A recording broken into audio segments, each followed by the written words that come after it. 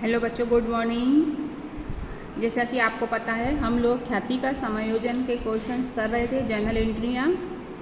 आज हम उसी के आगे समझेंगे। हमारा लगभग जो भी ख्याति का समायोजन था वो लगभग पूरा हो चुका है। एक दो क्वेश्चंस और हैं जो मैं समझा दूँगी। आज हम क्या समझेंगे? संपत्तियों एवं दायित्वों का पुनर्मूल्यांकन। संपत्ति एवं दायित्वों का पुनर्मूल्यांकन, ये हम क्यों समझेंगे इसके बारे में मैं बताती हूँ। क्योंकि हमारा चैप्टर क्या है? साझेदारी का पुनर्गठन। और हमने ये भी समझा था कि साझेदारी का पुनर्गठन के तरीके 5 हैं। जैसे कि पहला तरीका क्या था? साझेदारों के लाभ अनुपात में परिवर्तन, वही चैप्टर हमारा चल रहा है।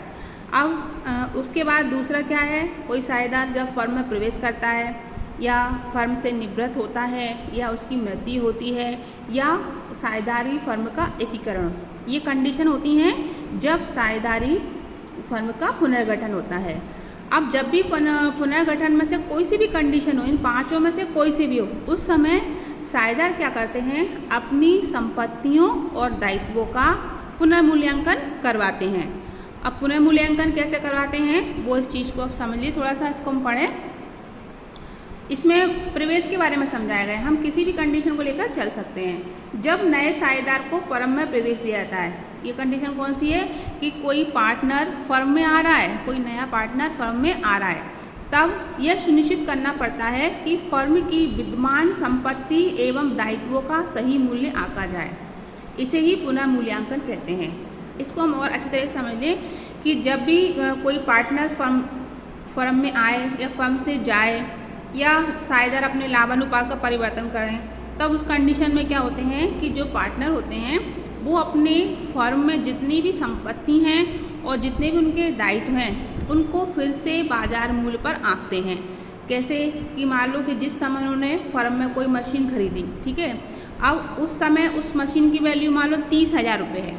अब उन्होंने कुछ समय बाद, चाहे 1 साल बाद या 2 साल बाद, जब भी कंडीशन बढ़े पुनर्गठन की, तब वो क्या करेंगे? फिर से संपत्तियों का मूल्य आंकेंगे। यानी जो संपत्ति, मान लीजिए हम मशीन की बात कर रहे थे 30,000 रुपये की, अब 1 साल बाद उसकी वैल्यू क्या रह गई? सीधी सी बात है, मशीन में तो ह्रास होता ही है, घटती है उसकी वैल्यू। तो उसकी वैल्यू कितनी हो गई? मान लो 20,000 हो गई या 25,000। तो ये कहाँ पर लिखी जाएगी? जो संपत्ति है, संपत्ति की जो वैल्यू कम हुई है, घटी है, वो घटी या कम हुई वैल्यू को हम पुनर्मूल्यांकन खाते में लिखते हैं। उसी प्रकार जब किसी फर्म के लायबिलिटीज़ अगर बढ़ जाती हैं, यानी उसके दायित्व बढ़ जाते हैं, उस समय जब उन्होंने फर्म का गठन किया हुआ, उस समय उसके दायित्व हो सकता कम हों, कुछ समय बाद दायित्व बढ़ गए हों या घट गए हों, तो कितने दायित्व बढ़े, कितने दायित्व घटे, इन सब का लेखा हम पुनर्मूल्यांकन खाते में करते हैं। और पुनर्मूल्यांकन खातों को हम इंग्लिश में रेवुलेशन अकाउंट कहते हैं।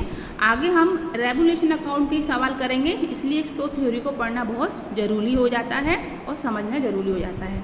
रेवुलेशन अकाउंट में जैसे कि अब इसमें बात चल रही है कि कोई पार्टनर आता है, तो सबसे पहले जो पुराने पार्टनर होते हैं उनके पास जितनी भी संपत्ति और दायित्व होते हैं उनका वो फिर से मूल्य आंकते हैं, ठीक है।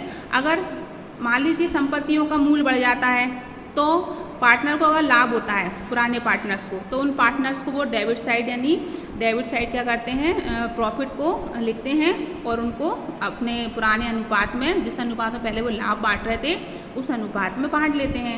अगर मान लीजिए संपत्तियों में कमी हो जाए, दायित्व बढ़ जाए, उस समय पुनर्मूल्यांकन में खाता बनाते समय अगर हानि हो जाए, तो वो क्रेडिट साइड लिखेंगे और उनको भी अपने अनुपात में बांट लेंगे। इसमें नए पार्टनर्स का कोई रोल इसमें नहीं रहता है।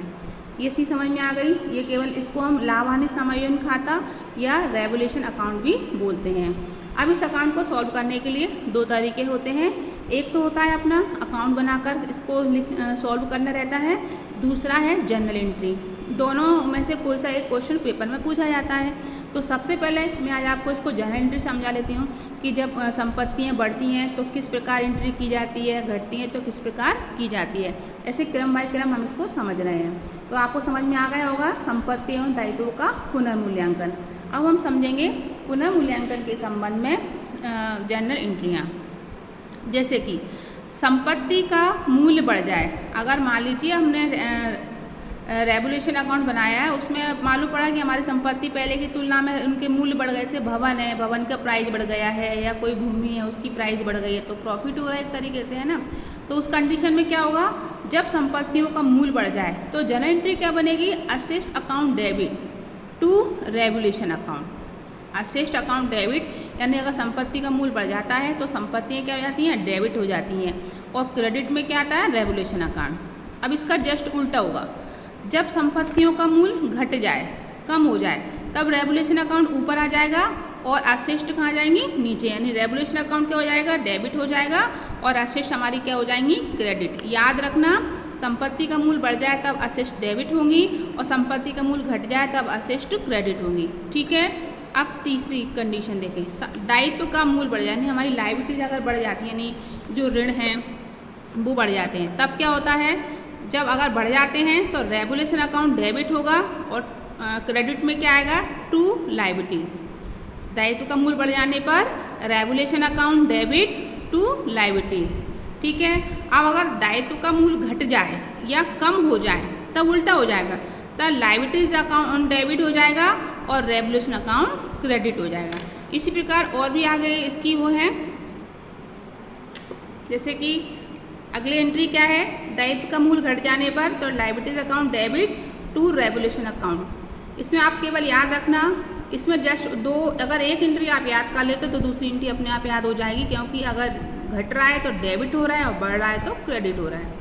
अब संपत्ति का चिट्टे में ना होना, कभी कभी क्वेश्चन जब दिए जाते हैं तो उसमें कुछ असेस्ट हमको बैलेंस शीट में नहीं दिखाई जाती है, और जब समायोजन होता है उसमें उस असेस्ट के बारे में बात की जाए तो उस कंडीशन में उसका किस प्रकार हम जनरल एंट्री करेंगे, तो asset account debit to revaluation account. Asset taken into account being omitted, यानी छूटी संपत्ति का लेखा किया गया। दायित्व उसी प्रकार, दायित्व का भी कोई लायबिलिटीज अगर बैलेंस शीट में ना दिखाई जाए लेकिन समायोजन में दिखाई जाए, उस कंडीशन में revaluation account debit to unrecorded liabilities.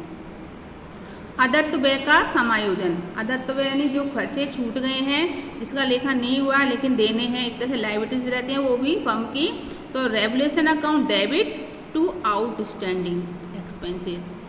इसके बाद कुछ ऐसे खर्चे जो पहले से ही मिल गए हैं, उपार्जित आय या पूर्वदत्त व्यय, तो accrued income debit to revaluation account. इस तरीके से इनकी एंट्री करते हैं। अब देखो, लाभ होने पर, तो लाभ होने पर रेवोल्यूशन अकाउंट में जो लाभ होगा वो क्या हो जाएगा, डेबिट हो जाएगा, और to old partner capital account, और लाभ को हम पुराने पार्टनर्स के खातों में क्या कर देंगे, डिस्ट्रीब्यूट कर देंगे, है ना, और उसको पूंजी खाते में ट्रांसफर भी कर देंगे।